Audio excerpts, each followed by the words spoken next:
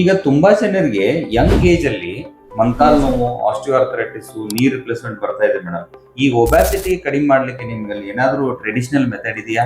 Traditional methods ಅಲ್ಲಿ ಬಂದು diet ಮತ್ತೆ ಎಕ್ಸರ್ಸೈಸ್ ಇದೆ ಸರ್. ಎಕ್ಸರ್ಸೈಸ್ ಮಾಡ್ಲಿಕ್ಕೆ ಆಗಲ್ಲ, ಮೊಣಕಾಲು ನೋವು ಇರ್ತದೆ.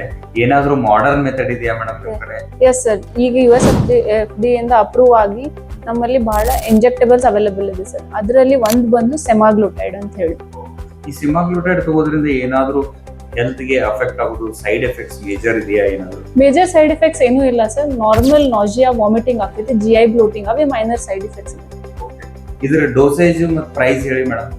ಇದ್ರ ಡೋಸಿಂಗ್ ಬಂದು ವೀಕ್ಲಿ ಒನ್ಸ್ ಡೋಸಿಂಗ್ ಇರ್ತೈತೆ ಸರ್. ಸೊ ಟಾಲರೆನ್ಸ್ ಡೋಸ್ ಅಂತ ಹೇಳಿ ಫಸ್ಟ್ 4 ವೀಕ್ಸ್ ಕೊಡ್ತೇವೆ ನಾವು. ಆಮೇಲೆ ಮತ್ತೆ ಇನ್ಕ್ರೀಸ್ ಮಾಡ್ಕೋತ ಹೋಗ್ತೇವೆ. ಹಂಗೆ 6 ಮಂತ್ಸ್ to 1 year ತನಕ ತಗೋಬೇಕು ಸರ್. ಇದ್ರ ಅಪಾರ್ಟ್ ಫ್ರಮ್ ವೇಟ್ ಲಾಸ್ ಆಗೋದ್ರಿಂದ ಮತ್ತೆ ಏನಾದ್ರು ಅಡ್ವಾಂಟೇಜ್ ಇದೆಯಾ ಈ injection? Yes sir, weight loss, apart from weight loss ಇದು ಒಳ್ಳೆ HbA1c ಕಂಟ್ರೋಲ್ ಮಾಡ್ತೈತೆ ಸರ್. 2 to 3% ತನ HbA1c ಕಂಟ್ರೋಲ್, ಅದರಿಂದ ಡಯಾಬಿಟಿಕ್ ಕಂಟ್ರೋಲ್ ಆಗ್ತೈತೆ ಸರ್. Very good. ಇದು ಒಂದು ಇಂಜೆಕ್ಷನ್ ಇಂದ ವೇಟ್ ಲಾಸ್ ಆಗುತ್ತೆ, ಶುಗರ್ ಕಂಟ್ರೋಲ್ ಆಗುತ್ತೆ, ಆಮೇಲೆ ಮೊಣಕಾಲ್ ಪ್ರೆಷರ್ ಬಿಟ್ಟು ಮೊಣಕಾಲ್ ಸೌಕರ್ಯ ಆಗಲ್ಲ, ನೀ ರಿಪ್ಲೇಸ್ಮೆಂಟ್ ಬರಲ್ಲ. ಎಸ್ ತುಂಬಾ ಚೆನ್ನಾಗಿದೆ. Yes sir, thank you. Thank you sir.